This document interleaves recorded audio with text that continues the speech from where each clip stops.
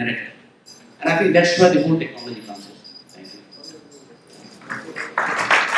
Thank you Sandeep, for the lovely insight. Of course, I mean, what the positioning of the brand company plan for or company right for positioning, they should deliver around the brand positioning. And that's the expectations from day one from the consumer side. And of course, communication is now the two-way communication that we talked about due to the social media. The voice of the consumer reaches within the fraction of seconds time. So you know what the consumer is thinking about you. So that's very important. And of course, the experience of services. The time has gone that you sell the product and you forget. No. Every single second need to be mapped that how the consumer is reacting, how the consumer is thinking about you, and how they service their experience, and that's how they are reacting. So of course, service is very important, and investment on brand in terms of research is very important, and they keep evolving. If you see the era of 70s, and if you see the consumer in 2016, there is a sea change in their profile, their mindset, their behavior, their approach. So of course, those investment in terms of research has to be done in a very continuous manner, in a very regular manner, and which is now reflecting in these days brand, which is very experimental, very consumer centric, and they react very fast. So research is very important, and you rightly said about this. I request to Bhavna to share her views on this topic. Thank you, Prashant. First of all, a very good morning to everyone. I think the morning has been very insightful with Dr. Shiv and with him sharing. And while I will take a few minutes to share some of my slides, I think the two words that I got out of the morning discussion was the authenticity, which Dr. Shiv said, and the entrepreneurship that Vipin talked about. And proudly, I can say that being part of HCL Technologies, it's the most important moment today that yes, at a brand strategy forum, HCL was by Brand Finance declared as the world's fastest growing IT services brand yesterday, and the rank grew up by 120. So we are among the top 500 who have taken up the rank by 122 points. We are at 378 today. And I would just like to take a few slides. Starting point, what do you think is common between these brands? You've all known all of these brands, which is Facebook, Uber, Airbnb, and Alibaba. Any guesses that any one of you can put upon as what is common amongst these brands? So the answer is very simple. All of these brands, they don't own or create anything. They pretty much have built upon the entire ecosystem fueled by the experiences. That's the power of branding, and I don't think I need to explain that slide. You would pay a premium for a Starbucks coffee. I don't think it needs substantiation. It's very, very top of the mind. It's pride, it's premium, it's upclass, everything associated with a normal coffee versus a Starbucks coffee. So it's all about the experience which marketers want to give to the customers.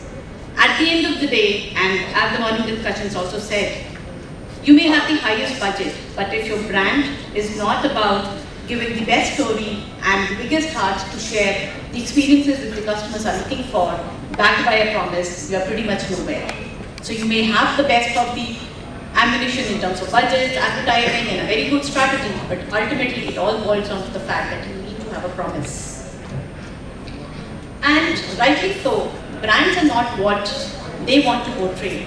It is what customers today are talking about. So as Dr. Shiv said, they have a voice today. It is, for example, when you see an ad which is fairly targeted, why does it resonate with you? Because we see a facet in that. You have an IBM Smarter Cities campaign running. It's brilliantly done in terms of saying that yes, there is something which they have turned as just a branding to a utility item. There is something of a Bonvita which is recently in terms of the current campaign which is going on. In every ad, what you see, or in every facet that you see, you associate yourself with a particular emotion. You may be a mom, you may be a friend, you may be a mentor, you may be a boss, you may be any other person. But yes, brands are made because consumers associate themselves in that moment. As the popular marketing guru says, it's all about if the brand is about an experience, and if you can't give that experience, definitely there's no premium and no brand equity associated with it. In terms of the entire point, What are we trying to say is the fact that how many times have we said, I'm going to Google it? Can you get this Xeroxed? Has anybody said in recent years, I want to photocopy it? Or I want to search it? That's what brand do for you. So finally, it's all about the perspective of loyalty that we're talking about. But then if it's all about loyalty and experience and belief, does it all it takes for B2B marketing?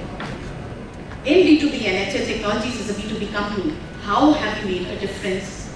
How is B2B very, very different within the same fundamentals of branding and advertising? Now imagine this is a classic Oracle Open World, which is a very, very premium event for a B2B space. There are hundreds and hundreds of booths there, and you could be just one of the booths there. How do you get people to talk about it? There is a complexity that there is a longer sales cycle. Ultimately, there must be multiple decision makers that you have to talk to, multiple levels that you have to talk to finally influence the decision, because it's not an easy deal. For example, in FMCG sales, for example, you have millions of customers to cater for. Here, there is a deal worth millions.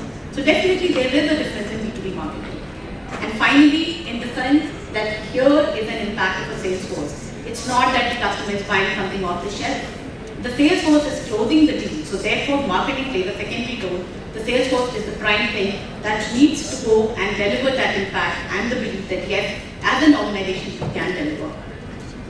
Now, this is a classic way when we start advertising or talking about a product. Typically, we give too many messages. In terms of an Excel, for example, it's about infrastructure, it's about analytics, it's about 21st century enterprise, it's about XYZ. So we are confusing the customers. What we need to do is the right positioning. As we say, customers' mind is the most expensive real estate, and brands definitely need to create that impact. It's about creating the right positioning. What do you actually stand for? And as you go down the funnel, obviously you will have various levels where you can interact with various decision makers. I will just quickly take you through some of the facets of it and how it has been to the position where it is today. So what started very, very simply was in 2005 when HCL Technology was 5 years old, that we needed to run an ad. We needed to run an ad for a recruitment campaign, and that's where our then CEO Vineet Nair took, okay, let me figure out a marketing model which will align me to an ad of an extraordinary individual. So in the center, there was an extraordinary individual, an employee who was the person who was behind anything in terms of contribution and creating a value. That's the first ad that came, which was Find Enlightenment. It was all about transformation. It was all about transformers. And from there, it got the germ of an idea. If we can recruit people who are smart enough, who are transformers in their own right, why not cascade it to the entire brand strategy? A lot of people would have heard about the employee first, customer second strategy. It was quite a disruptor at that point of time. People were, and companies were actually shocked. What are we saying? Why are we saying employees first? Because trust me, if your employees are not happy, if they are not satisfied, much as you want to do to make claim a false appearance in the minds of customers, it has to start from employees within. And that was a very, very powerful strategy and a thought which took over the entire market. There were enough rave reviews about, there was a book published, there were rave reviews about Harvard Business Review talking about it, there were, Vineet Nair was compared with marketing gurus that he would be the next Peter Drucker and so on and so forth. This was our employee first campaign, and I will not play it here in terms of the lack of time, but yes, definitely a must watch. And therefore it took into the entire area of how do you brand, internal communication, make employees sure that they are the ones who are co-creating and adding value to the entire system. And this was the point of time. Interestingly, at this point of time, there was complete recession. While the competition was battling the recession, HCL stock prices at every point of time rose. Why? Because there was a strategy in place which was about fueling it from within. There were employees who were charged up, who were ready, gung-ho, to create value at every single moment. And in that process, obviously when you're out doing, you will deliver customer value. Today this forms a very, very solid foundation of all our three platforms. It's very interesting. It's called ideapreneurship. And coming back to Vipin's point, yes, in corporates also there is an entrepreneurship. Each one of HCL employees is an ideapreneur, which means a combination of two beautiful words, an idea and an entrepreneur. An entrepreneur because the function that I lead, which is called Plus One Debates, the advertising or the communication agency, which caters to 32 countries across the world, it's a 90-member team. But the feel is that yes, we are the agency of the future. We are not run-of-the-mill traditional agencies who are giving back solutions which are usual run-of-the-mill in the market. We are coming back, we are client partners. We are not who will act on run-the-business concepts. And finally, there was a position. Now, it was very clearly established in the minds of employees that yes, we are an employee first, customer second. We have an entrepreneurship culture. But what do you take back to the market in terms of the entire customers? What do salespeople reach out to customers for? That came the genesis of relationship beyond the contract. By far, the most important and the very, very nice campaign and the film that has really won us accolades across the world. This is a promise that yes, HCL goes beyond the relationship, beyond the contract. No matter what we have signed the contract, we will then go beyond it. I don't know whether this film will play, but I'll just try. I don't think so it will play, but okay. Moving on from here, there's a very interesting campaign we've done. We did something innovative on LinkedIn because it doesn't limit to a business scenario. We said, reach out to your network and figure out anybody who has gone beyond the contract to help you, to be a friend, because LinkedIn is all about peer-to-peer connectivity and higher-ups.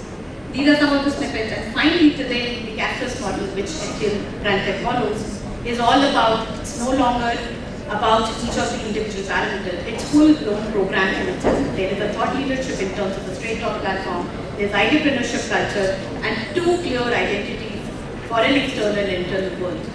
For an external, it's about caregiving because if you go beyond the relationship, it's about trust, transparency, and value centricity. For an internal, it's all about the entrepreneurship culture. And this, just to sum it up, yes, the HCL Tech brand journey has been really, really amazing. The stock prices at every point of time has gone up. With the recent announcement of the more advantageous strategy of CBK, backed by relationship beyond the contract, entrepreneurship is really, really to do wonders for all of us. And that's what I want to leave all of you with is, brand is not about the budget, it's about the trust and the facet of authenticity and the kind of zeal that you bring to the table with value. Thank you so much. Thank you, Bhavna. I really emphasize upon it is the employee first. End of the day, they are your brand ambassador. Until unless they are not satisfied, they are not convinced, probably they will not communicate to the rest of the world. So, and that reflects in your communication as well, which we have seen on the television. Thank you, Bhavna. And I request Anirudh to share his views. Anirudh, please. Hi, so I'm probably one of the junior most people sitting here, and I could see myself sitting there just 8 years ago. So a lot of people amongst you are probably budding marketeers and brand managers. I'll just share 2 or 3 points which I have learned in the span of 8 years, which you should keep in mind. One, brand management is not just a science, it's an art and science. So as Prashant was saying, that consumer research, let's take it for an example, is very important in brand management. But at the end of the day, consumer research can't make decisions for you. A very common example for that is when Apple launched the iPhone. So Steve Jobs, I don't know how many of you know, didn't believe in consumer research because he was of the point of view that the consumers sometimes themselves don't know what they want. You know, or as Henry Ford way back in the 1800s or early 1900s said that, you know, if you ask a customer that what is he looking for when he was making a car, he said they want the fastest way to get from point A to point B. If you do a consumer research, they would ask for a fast horse. They won't ask for a car. You know, examples like this. However, on the contrary, even though I'm not associated with that company in any way, but I feel there's a company called Hector Beverages. I don't know how many of you know about the brand called Paperboard. They've launched some amazing products, The recent one, which I've seen in the market now, is a chicky. A chicky is available in the market for, I don't know, over 100 years probably. But the kind of margins they must be making on that product, a 10 rupee pack, would be far higher than any other person who would have sold chicky before.